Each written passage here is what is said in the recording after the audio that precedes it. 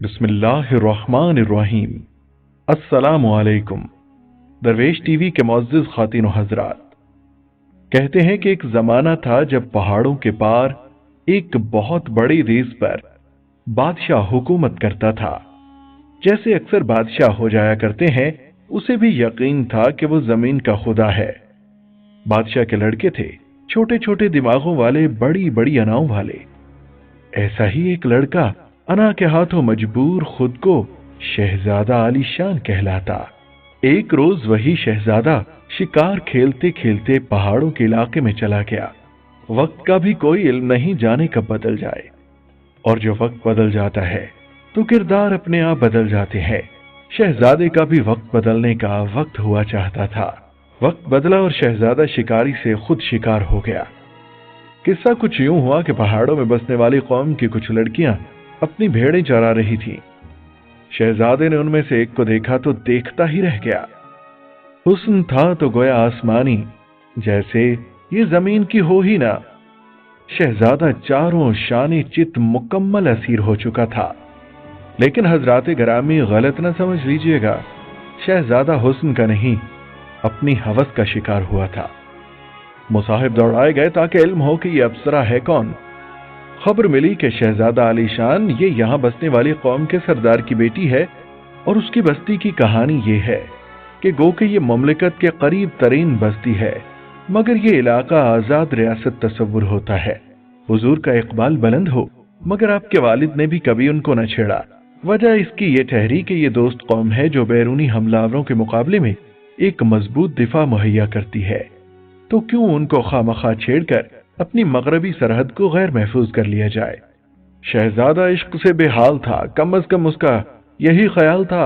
دل کے ہاتھوں مجبور ہو کر شہزادہ علی شان نے سردار کی بیٹی کا ہاتھ سردار سے مانگ لیا۔ سردار باغیرت بھی تھا اور سیانہ بھی۔ ایک جانب جان سے پیاری بیٹی تھی تو دوسری جانب وہ ایک قوم کا سردار بھی تھا۔ اقرار کی صورت میں بیٹی ہاتھ سے جاتی ہے اور انکار کی صورت میں قوم کو بھگتنا پڑتا۔ اس نے ایک عجیب ترکیب نکالی۔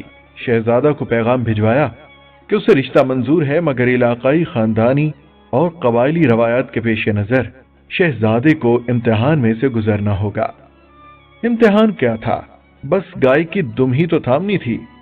سردار کے باڑہ میں 3 گائیں تھی، تینوں میں سے کسی ایک کی دم تھامنی تھی۔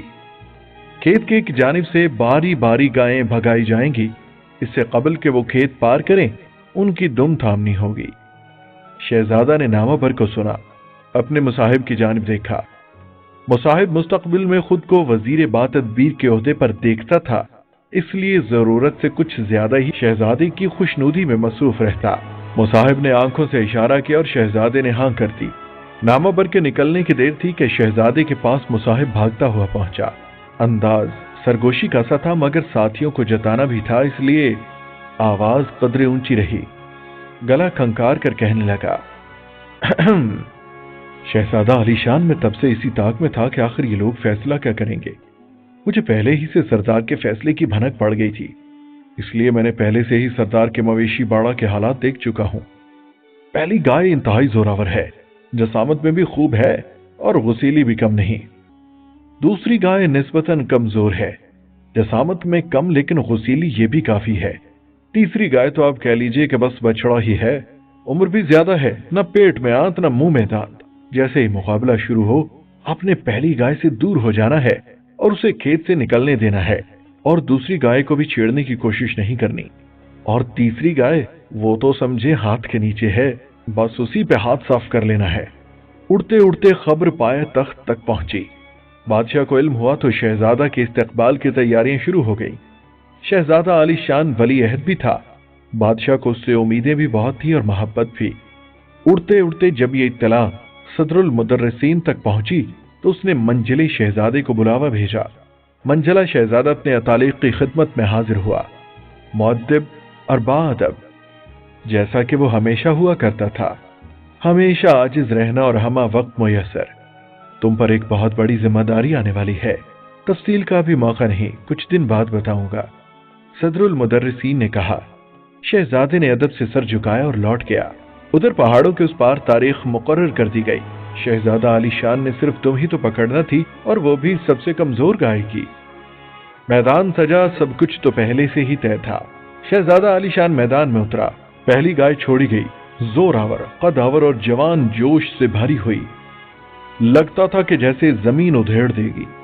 शर्त के मुताबिक गाय एक जानिब से भागती हुई निकली और देखते ही देखते मैदान पार कर गई। शहजादा पहला मौका खो चुका था, लेकिन बहुत मुतमईन था, क्योंकि उसे पता था कि कब क्या करना है। दूसरी गाय छोड़ी गई। पहले जैसी ताकतवर तो न थी, मगर जोश में कम न थी। जमीन उधेड़ तो न सकती थी, मगर रौंद जरूर सकती थी। शहजादा अब भी अपनी जगह से न हिला। दूसरी गाय भी मैदान से निकल गई। उसके इत्मीनान में जरा भी फर्क नहीं आया। शहजादा 2 मौके खो चुका था। तीसरी गाय छोड़ी गई, लागिर, बूढ़ी और कमजोर। शहजादा मुतमईन था। उसने अपने घोड़े को एड़ लगाई। गाय की जानिब भागते हुए घोड़े से सीधा गाय की कमर पर कूद गया। गाय को सींगों से थाम लिया, लेकिन शर्त अभी बाकी थी। गाय की दुम पकड़ना थी। जैसे ही दुम पकड़ने के लिए हाथ बढ़ाया, अरे ये क्या! गाय की तो दुम थी ही नहीं। शहजादा ने आंख उठाकर खेत के उस पार देखा, जहां सरदार कबीला के बाकी मुअज्जिजीन के साथ खड़ा था। गायों के पिछवाड़े शहजादा की समत थे। न जाने इसमें इरादा का दखल था या नहीं, मगर दोनों गायों की लंबी लंबी दुमें शहजादे को नजर आ रही थी।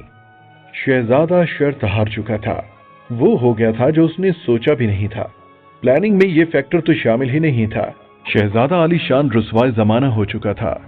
शर्म से नजरें न उठती थी। सरदार का चेहरा खुशी से तमतमा रहा था। उसने अपनी बेटी भी बचा ली और कौम भी अब महफूज थी। सुना है शहजादा कभी लौटकर फिर अपने देश नहीं आया। कोई नहीं जानता वो किधर है, मगर मैं जानता हूं वो किधर है। इससे पहले कि मैं आपको बताऊं वो किधर है, आइए जरा पहाड़ों के उस पार सदरुल मदारिस की दरसगाह में मुदर्रिस और छोटे शहजादे की गुफ्तगू तो सुन ले। मुदर्रिस बोला, मैं जानता था कि अब तुम ही वली अहद हो। जानते हो क्यों? इसलिए कि तुम्हारा भाई अपनी जात का असीर था। मुझे इल्म था कि वो अपनी जात से बढ़कर कुछ सोच ना सकेगा। सिर्फ अपनी जात से मोहब्बत करने वाला हमेशा आसानियों की तलाश में रहता था। हर बार खुद को धोखा देता है, एक के बाद एक बहाना, हत्ता के अमल का वक्त ही गुजर जाता। अगर ये वाकई इश्क होता तो शहजादा कोई मौका जाया किए बगैर पहली ही बार मैदान अमल में उतरा, लेकिन उसने अपनी आसानी के लिए इस कदर इंतजार किया कि अमल का वक्त ही गंवा दिया। सदरुल मुदर्रिसीन ने शहजादे की तरफ देखा और कहा, शहजादा आले मकाम, अमल का वक्त हुआ चाहता है। शहजादे ने इजाजत ली और रुखसत हो गया। जानते हैं वो नाकाम शहजादा कहाँ है? हर वो शख्स जिसके बहाने कवि हैं वही शहजादा तो है, वरना उसके इरादे कवि होते और वो कामयाब होता। आपके इर्द गिर्द ऐसे शहजादे जा बजा बसते हैं। दुआ है तो इतनी कि जब आप आईना देखें तो नाकाम शहजादे से मुलाकात ना हो। इसलिए हजरात गरामी, गाय की दुम थाम लीजिए, कहीं ऐसा ना हो कि अगली गाय की दुम हो ही ना। दुआ है कि अल्लाह ताला हमें अपनी जात की कैद से निकलकर लोगों की खैर खाही और भलाई करने की तौफीक अता फरमाए। आमीन सुम्मा आमीन। अस्सलामु अलैकुम व रहमतुल्लाहि व बरकातुहू।